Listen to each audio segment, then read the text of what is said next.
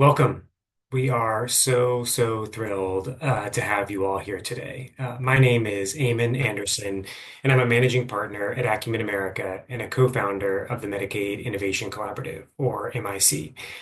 As a program of Acumen America, MIC aims to advance the adoption of tech-enabled innovations to improve the health and well-being of individuals on Medicaid.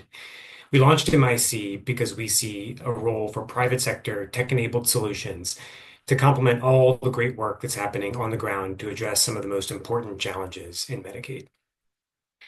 And as we navigate this uncertain time for Medicaid, innovation has never been more critical.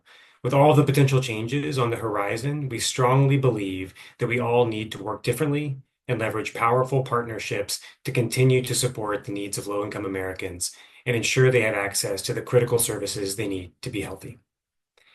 We believe that many of the solutions that we are highlighting here today can be an important part of addressing these critical food, housing, and transportation challenges facing Medicare beneficiaries in our communities. Great, Dimitri, if you'll share this, our first slide here. Before we dive in, we have a few quick housekeeping items that we noted on this slide, and we also want to post here in the chat. So first, be sure to change your name on Zoom to reflect your name and organization. I wish to say I was a better exemplar of this particular housekeeping item, but I'll be sure to do that as soon as I wrap up my remarks. To rename, hover over your image on Zoom, click the three buttons, and click rename.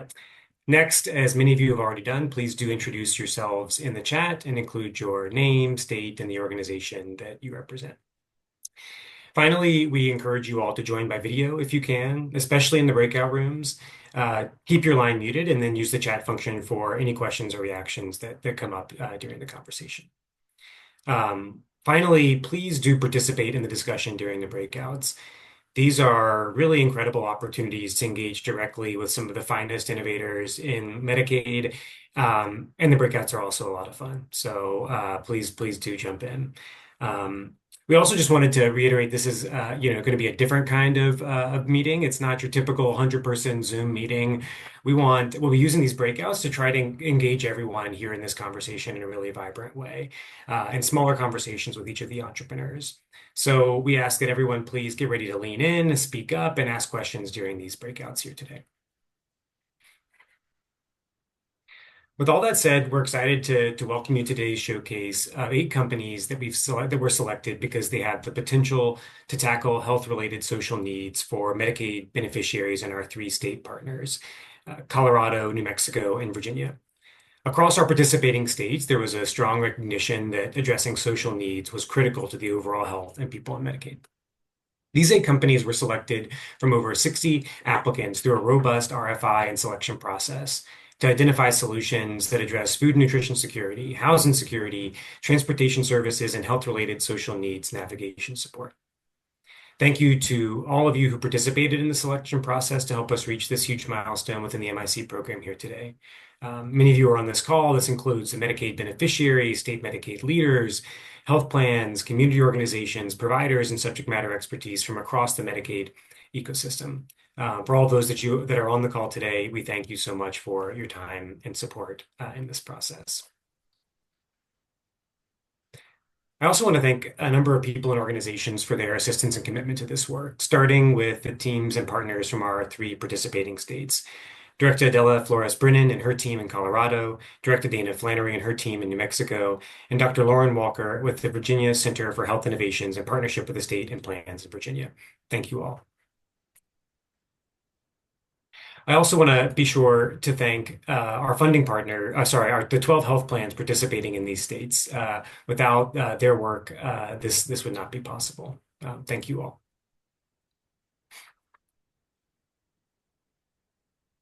And there we go. Beautiful health plan partners. We are sincere gratitude. Your participation is absolutely critical here. And then do finally want to thank our funding partners here as well. Common Spirit, Hope Lab, Helmsley Charitable Trust, Schmidt Futures, and the Digital Harbor Foundation Public Benefit Innovation Fund. Thank you to all these partners. We could not do this work without you. Now, I'd like to hand it over to my colleague and the executive director of the Medicaid Innovation Collaborative, and the magician who makes all of this magic possible, Vinu Alek. Over to you, Vinu. Great. Thanks, Damon. I've never been called a magician before, so I really appreciate that. So I wanted to send my thanks to all the people who have contributed to getting us here today, with a very special shout out to both Maggie, Drew, and Madhu Gupta from our MIC team. So thank you for helping put this all together. It's been a fun journey, and we're just beginning that process. So in this chat, we're sharing a link to the welcome packet. You should have received this last week and also a couple days ago. The packet provides more details on the companies, the presenter, and will be a good reference document for you today. I'm hoping you get a chance also to watch the short videos that were embedded in that welcome packet, because that will give you a sense of a little more detail about each of the innovators that you're going to be seeing today.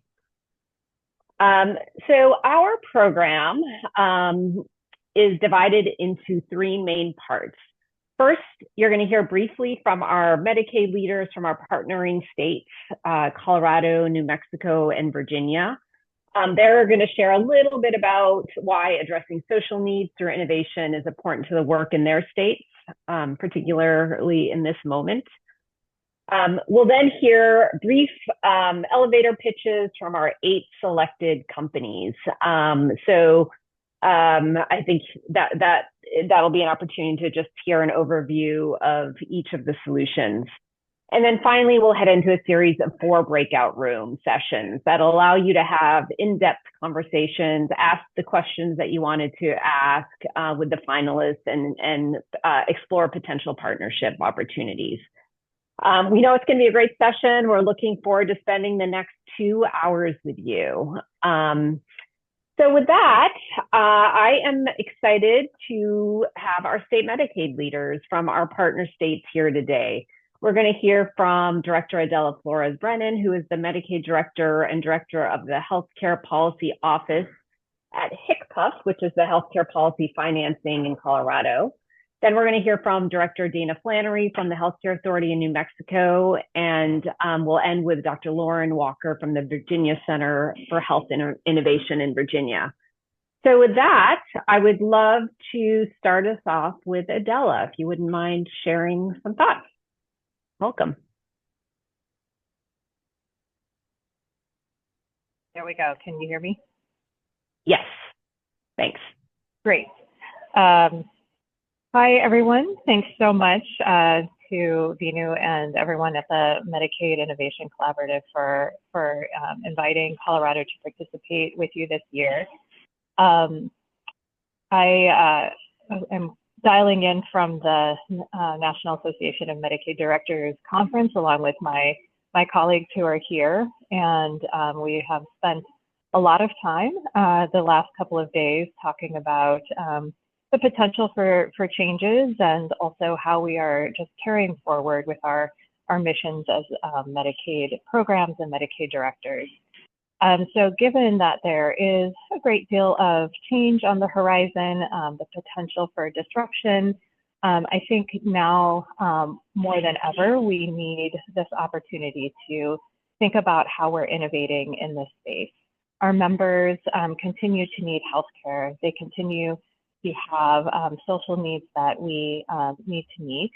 And as we look at change and disruption down the horizon, I think it's ever more important that we think about how we innovate so that we can continue to provide these resources and to connect Medicaid to our community organizations and connect our members to the services that they need so much. So I really appreciate all of the different companies that were able to provide proposals, and it was really interesting to see all of the different ways that people are proposing to help meet these needs, and I'm looking forward to seeing the outcomes from today. Thank you. Great, thank you so much, Adela, and agree, this is a time where innovation is even more critical than it's been for Medicaid. So I would love to now invite Director Dana Flannery from New Mexico to share a few words from New Mexico. Or actually, you're not in New Mexico, but Yeah, I'm actually in Chicago, in a couple Chicago with hours up Adela. from Adela. But thanks so much, everyone. Good morning and good afternoon, depending on where you're at in the country today. Thanks for having me here. I'm Dana Flannery, and I am the Medicaid Director in New Mexico. And, to echo Adela's comments, it is such an uncertain time. And it is very easy to get distracted right now. And I'm very excited for the conversation today where we are not distracted and where we are focusing on the humans that we're here to serve. Because one thing that's not changing throughout all of the federal noise, throughout all of the changes, is the humans that we serve and the needs that they have. There's no one that's going to not need a roof over their head. There's no one that's not going to need to get to go to the services that they need. There's no one that's going to stop needing to eat. That's not changing. And so the work that we're here to talk about today is about not only doing that amazing work, but thinking about it from that member vantage point. How do we make it easier? And so second to members, I always think about the providers. And so we are bringing new providers into this space to do this good work. However, maybe they're not a traditional, what we think of as a Medicaid provider. And so how do we make that come into this circle, come in and serve these individuals an easier pathway for them and something that's more palatable? And I think that's what innovation really is here to do, is to make that easier for all the users involved. And then I think for all of our states, there is a huge partnership. We always talk about Medicaid as a state and federal partnership. But that partnership and that responsibility and that mission carries on throughout our managed care organizations as well. So our health plan partners really do need to coalesce around this mission of looking at health-related social needs and how we're here to serve. And so as we navigate uncertainty, I'm very excited for us to hear from all of the good work that really looks to leverage our local action that we have going on in our state and really acknowledging that and make it easier for everyone to navigate. So thanks for having us, and thanks New Mexico MCOs for being here today.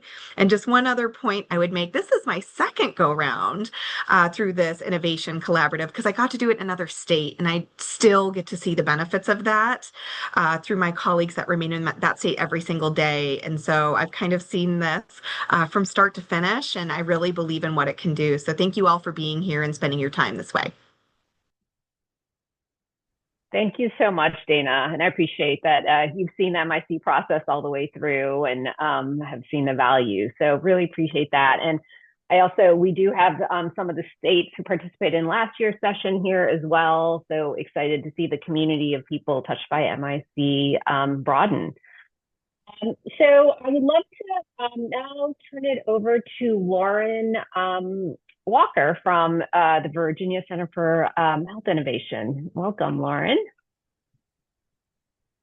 Good morning or good afternoon, as you reminded me, Dana, that we are not all in the same place in the country. I wanted to again kind of echo what both our other partners have been saying, but let me just first kind of briefly introduce myself. Lauren Walker, I'm the Chief Strategy Officer for the Virginia Center for Health Innovation. We have a slightly different model here in Virginia, where my organization really leads public-private partnerships that are aimed at improving value in healthcare in Virginia, and that's really about what this group is really intended to do.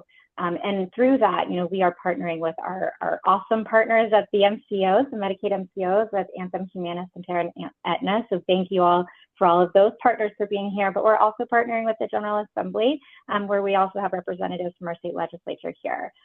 So we are really kind of trying to make this a full state, all hands on deck, every different no wrong door avenue here in Virginia, and are really focused on making sure that we're not working in silos, but we're really trying to all move forward together on all of these issues that get raised every single day in the different places that we work and live. So, we are seeing, as Dana kind of reminded us, as we go into these next several years or several months, and we start to see how things might change in the Medicaid policy landscape, as Dana very well reminded us, we aren't going to see that people no longer need these services that we are looking for.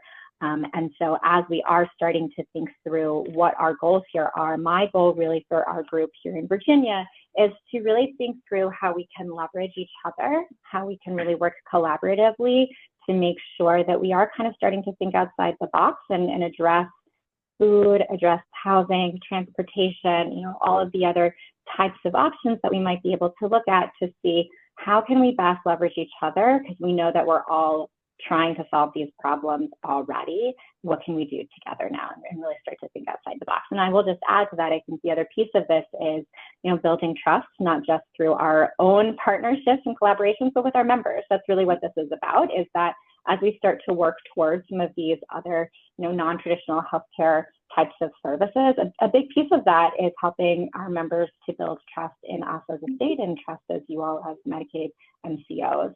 And so I'm very excited to see all of the fantastic different options that we're going to be able to see today, and really look forward to what we're able to come together as a team to do. And I will turn it back to you, Vina. Thank you. Great. Thanks, Lauren. And thanks to all of you for grounding us today and why we're here. And even though the environment is feels a little more challenging, reminding us of the importance of these needs aren't going away. And I also wanted to give a shout out to our Consumer Advisory Board, who's been really guiding our process, and a lot of those members are also here today. So we'll also have an opportunity in the breakouts to hear the questions that people on the ground and people who are receiving these services, the kind of questions they have. So thanks again, and all the support you've given to the 2025 Health-Related Social Needs Innovation Showcase. So now we are going to switch to our elevator pitches. So this is the fun part where we get to start hearing from our 8 selected solutions.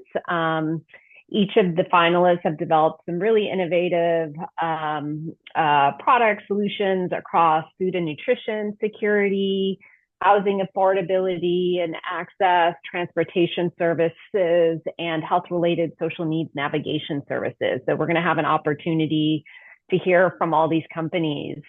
As you listen to the presentations and then participate in the breakout discussions, we encourage you to ask questions. These are the questions that will help you determine whether they're companies that would be suitable partners or collaborators in your state. Ask the questions that you need to understand, like how it'll actually address the needs in your communities, the pain points that you're seeing. It's really your chance to go deeper than just hearing, the high level pitch, but then taking that and getting at those questions that you need to answer in your own minds to be able to move forward.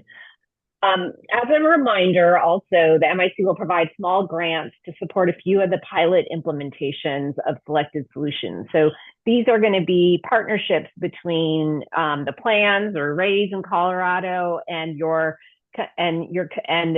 solutions, and how we could potentially test and evaluate the impact of the solutions for Medicaid beneficiaries in your state. The hope is it'll help to gather data, support broader implementation, and ultimately collect the information needed to be able to hopefully expand so these services are available across your states. The pilots that we've completed in other states have been showing some really strong data to support broader scale contracts and expansions, and have started to help influence some of those policy changes as well. So hopefully you had an opportunity to view the company videos that were sent in the welcome packet. And as you are listening to the pitches, we encourage you to have that welcome packet handy and open so you can learn more about the organization and their presenter. What the round robin is going to do is really, it's going to be a quick refresher of each of the solutions. They're going to be very brief 2-minute pitches, so you're not going to get everything you need to know about the company, and that's why we're doing the in-depth Q&A after that within the breakout rooms. So we're going to hold off on asking questions during the pitches, but know that you will have time to do that when we break out. So as you see, you'll be hearing from in the food and transportation from Bento, Farmbox, and Tangelo in that order. We'll then move to housing solutions, where we'll hear from Samaritan and Upside. Then move to transportation with Kaizen Health and Round Trip. And we'll close out with hearing from a health-related social needs navigation service, ThriveLink. We're going to strictly follow the 2-minute cutoff. So as we get close to the 2-minute mark, you're going to see me come back onto the screen. So for the entrepreneurs, that's going to be your cue that you need to wrap up. And unfortunately, if you go much beyond that 2 minutes, I'm going to have to very kindly and lovingly cut you off. So just be prepared that like once I come in and cut you off, I'm doing this with all good intentions and thoughts in mind. So presenters, I'd highly encourage you to turn on your timer so you can stay on track. So on the next slide, we're going to start with the food and nutrition security solutions. And as I mentioned, Bento, Farmbox RX, and Tangelo are the three solutions we're going to hear from. So I will invite Adam Dole from Bento to come off mute and share your pitch. Thanks, everybody. Adam Dole, co-founder of Bento. So Bento is a patient engagement solution that we've purpose built to make it easier for low-income community members to engage with their healthcare. So for my 2 minutes, I'm going to highlight 3 specific components of our platform, and then we can follow up in the breakout sessions in more detail. The first component identifies at-risk community members, many of who have been disconnected from their healthcare providers for potentially years, and we identify their risk factors, both clinical and social. The second component of Bento creates a personalized engagement plan for each member and connects those individuals to an engagement catalyst that is intended to drive weekly engagement. A common engagement catalyst for many of our low-income community members is access to nutritious food if it's done right. So our team of registered dietitians, combined with the software that we built, personalizes grocery orders for patients that are based on their disease risk factors and dietary and cultural preferences. And between our software and our partnerships with national, regional, and local grocery stores, we're able to curate grocery orders that are made up of all the items from a grocery store that support our members' disease risk factors. So that means access to lean proteins such as chicken, fish, tofu, fresh fruit, produce, shelf-stable goods, and even things like olive oil, spices, and pantry items. These are then delivered to our members' preferred address in a stigma-free way because they're not branded with Bento. They're branded with whatever the retailer is that is making that delivery. The third component of the Bento engagement platform is once trust and consistency has been established, we leverage our care navigation capabilities to engage members in their health plan resources. This could be access to primary care. This could be access to disease management programs, and we want to make sure that they're getting engaged in all of those things. Thanks, everybody. Great. Thanks, Adam. And thanks for staying right on time. I appreciate that. Okay, so that was Bento, and now we are going to transition to Megan David from Farmbox. Great. Hi, Meg. Hi, everybody. How's it going? Good. So for those of you who are not familiar with Farmbox RX, I'd like to introduce us as a food as engagement solution. While food as medicine is always going to be a core component of our backstory and who we are, we actually take a engagement model so that we can inspire behavioral change and increase rates of compliance with preventative screenings in order to enable our plan partners to offer medically appropriate food delivery at scale to their membership population. We can go ahead and skip forward to the next slide. And the next slide, because we only have 2 minutes here. The way the Farmbox RX program comes to life for your membership is really through 3 core components where we have a omni-channel approach to member communication where we're able to leverage our US-based contact center to do telephonic outreach as well as digitally enabled outreach via email and SMS marketing, as well as inbox print communications. Those materials are going to be condition-specific, culturally relevant, and linguistically appropriate based on the population of individuals entering our programs. And that's all going to show up to their doorstep in a box of medically appropriate foods. I like to say that we're in every aisle of the grocery store, except for dairy and eggs. So we have our flagship Legacy Fresh Produce box, which we actually have shipped into every state represented on this call today, with managed care organizations. We have a full national scale where we're able to ship to all 50 states, including reaching some of those hard to get to rural communities. So we've got our Legacy Fresh Produce boxes. We also have better for you shelf stable pantry goods, frozen lean proteins, and then our medically tailored meal offerings. I can go to the next slide. We're most frequently working across one of these four populations or a combination of the two. So we've got tailored programs dedicated to support chronic disease populations, maternal health and postpartum programs, childhood and adolescent programs, as well as that general socioeconomic need and health and wellness population. Skip forward. And the proof is in the pudding. So I said at the beginning here that we really identify as an engagement company, and we do that because we want to make sure that we are offering these food delivery solutions in a way that's scalable for our plan partners. And that means making sure that we've got a strong return on the programs that we have in market. So I'm going to pass it off to Sally on my team for the next slide to go through a recent program we ran with MIC. And we have maybe 10 seconds left. So Sally, you'll have to talk very fast. Or you can come to our breakout and learn more there. Okay. I think that might be the better bet. Yeah. More to come. Okay. All right. Thank you. Thanks for being kind about letting me kick you off. So, all right. So thank you, Megan, for that from FarmBox. We're going to now go to the next slide, which is Tangelo. So we are, I'll welcome Raj to join us from Tangelo. Yeah, thanks, Minu. Yeah, if you wouldn't mind just going to the next slide for me here. And I appreciate the others going first so I can make sure that I'm timing myself. Tangelo is probably the most traditional food as medicine provider of the folks that you've heard today. Everyone's doing really exciting stuff, and I'm excited about all of it. We are a food as medicine organization. We do medically tailored meals. We have dietitians that we employ. We do that all through a